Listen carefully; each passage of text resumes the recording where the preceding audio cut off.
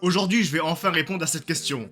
Hardware Up, comment ça fonctionne des disques SSD? Alors non, Germain. Oui, parce que je peux plus dire Titouan. Arrête de dire des disques durs pour des SSD déjà. Ça, c'est un SSD, et c'est pas un disque dur. Parce que là où tu vois le disque qui tourne, il est où le disque? Bref, c'était pas la question en soi. Aujourd'hui, je vais expliquer comment ça fonctionne et qu'est-ce qu'il y a dedans concrètement. Parce qu'il y a certaines choses à savoir dans la composition d'un SSD pour bien le choisir. Déjà, il faut bien comprendre que tu as deux types de SSD, les SSD M.2 et les SSD 2,5 pouces. Et dans les SSD M.2, tu as des SSD SATA et des SSD NVMe. Et ceux qu'on retrouve le plus actuellement, c'est les SSD M.2 NVMe. Et dans ce type de SSD, tu as des très bons SSD, par contre, tu as des merguez comme par exemple le P3. Et oui, le P3 est un très mauvais SSD, comme le NV2 d'ailleurs. Et justement, pourquoi ils sont mauvais? Parce que théoriquement, ils sont bons. C'est tout simplement dû à leur composition hardware. Pour faire très simple, dans un SSD, tu as trois composants majeurs. Tu as la mémoire flash NAND, tu as le contrôleur et tu as la DRAM. Ce qui fait qu'un SSD peut être mauvais, par exemple, c'est le manque de DRAM. Parce que la DRAM est un réel avantage sur un SSD. Tu as